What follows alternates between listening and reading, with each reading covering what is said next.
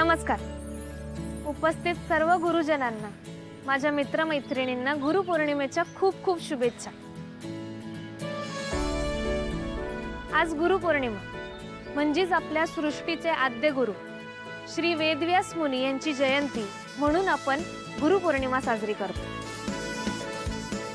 गुरु म्हणजे फक्त पुस्तकातलं ज्ञान देणारा नाही, तर अज्ञानाच्या अंधारातून ज्ञानाच्या उजाडापर्यंत घेऊन जाणारा दिशादर्शक म्हणजे गुरु.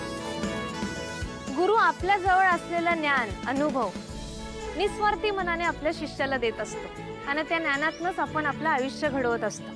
आपले विचार तर्कशुद्ध बनतात, आपल्यावर संस्कार होतात आणि माणूस म्हणून आपला सर्वांगीण विकास होत असतो. मी इथं उपस्थित असलेल्या आपल्या सर्व गुरुजनांचे मनापासून आभार मानतो आणि त्यांना बी गुरुपौर्णिमेच्या खूप खूप शुभेच्छा देतो.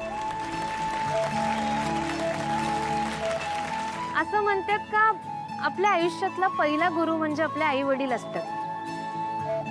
तसंच माझ्या आयुष्यात बी माझी आई माझी पहिली गुरु आणि माझी दुसरी गुरु म्हणजे आपल्या सर्वांच्या लाडक्या अन्नपूर्णा मॅडम.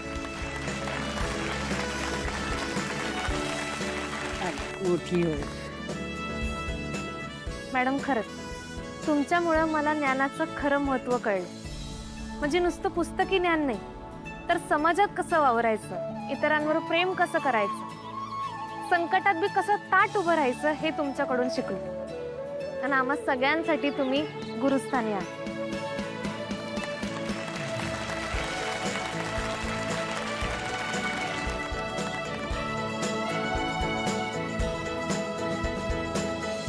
तू खूप गुणी आहेस कमळी, आणि कायम अशीच नम्र राहा.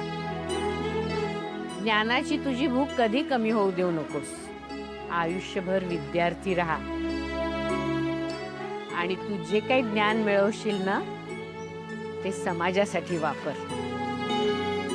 तुझ्या पुढच्या सगळ्या वाटचालीसाठी माझे कायम आशीर्वाद आहेत तुझ्या पाठीशी. माझ्या प्रिय विद्यार्थी मित्रमैत्रिणींनो, तुम्हा सगळ्यांना सुद्धा मी हेच सांगेन की ज्ञानाची भूक कधीही कमी होऊ देऊ नका. आज तुम्ही सगळ्यांनी पुढाकार घेऊन इथे उत्साहात गुरुपौर्णिमेचा उत्सव साजरा केलात, याचा मला खूप आनंद आहे. आपल्या कॉलेजमध्ये जसा हा उत्सव साजरा करतोय, तसाच इतरही अनेक ठिकाणी जिथे जिथे ज्ञानदानाचं पवित्र कार्य चालतं, तिथे तिथे हा उत्सव साजरा होत असेल. पण माझी तुमच्या सगळ्यांच्याकडून एक अशी अपेक्षा आहे की गुरुपौर्णिमा हा फक्त उत्सव राहू नये. आपल्या गुरूंची शिकवण, त्यांचे विचार हे जर तुम्ही आचरणात आणलेत ना, तर आणि तरच हा दिवस साजरा केल्याचं सार्थक होईल असं मला वाटतं. आयुष्यात तुम्ही खूप मोठे व्हा, खूप यश मिळवा, पण तुमच्या गुरूंची शिकवण कायम लक्षात ठेवा, ती कधीच विसरू नका.